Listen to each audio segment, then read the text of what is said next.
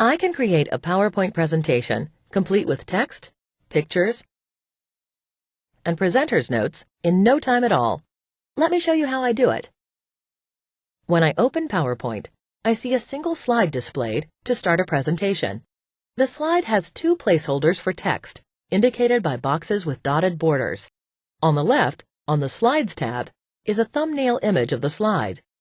To create a title slide for the presentation, I click the placeholder text, which then disappears, and I type my title.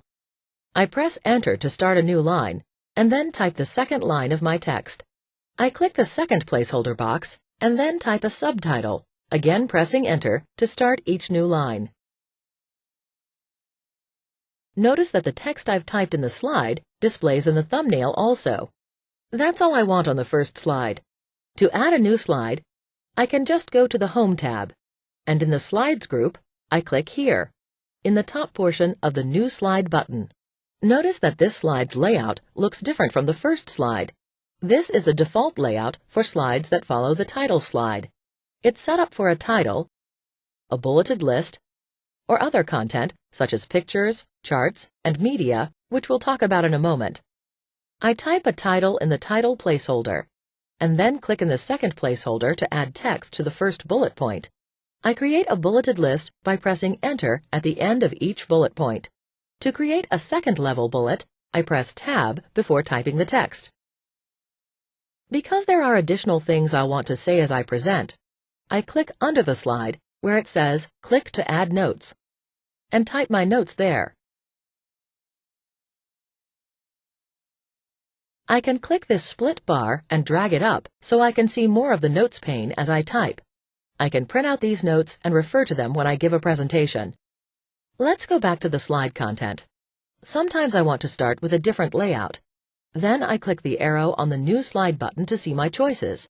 Notice that the first slide used the title slide layout, and the second slide used the layout called Title and Content. For the next slide, I click the Content with Caption layout. Here, content means graphics, such as charts, pictures, clip art, and media files. The caption refers to any text you want that explains the content. I enter the title and text in the placeholders. To add a picture, I just click the icon in the middle of the slide that says Insert Picture from File. I find the picture file I want on my computer and click Insert. And there it is.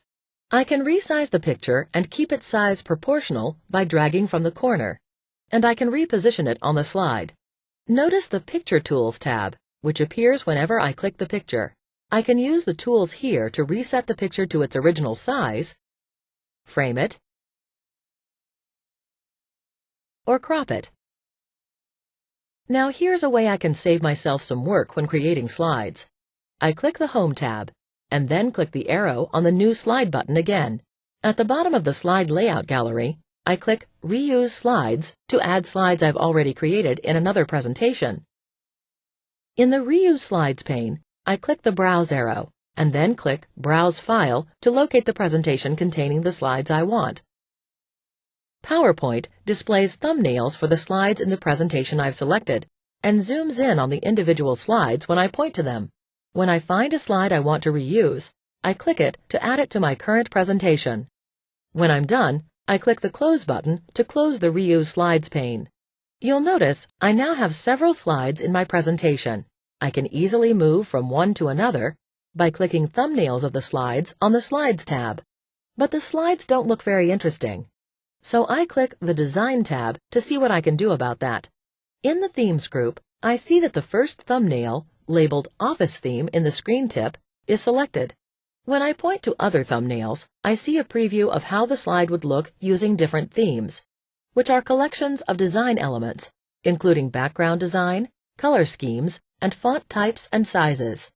I can scroll through the themes, checking out previews, or display all the themes at once. When I find the one I want to use, I click it. Notice that the selected slide and all the other slides in the show reflect the change.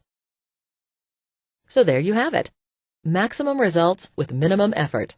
You come up with the content, and PowerPoint does the rest.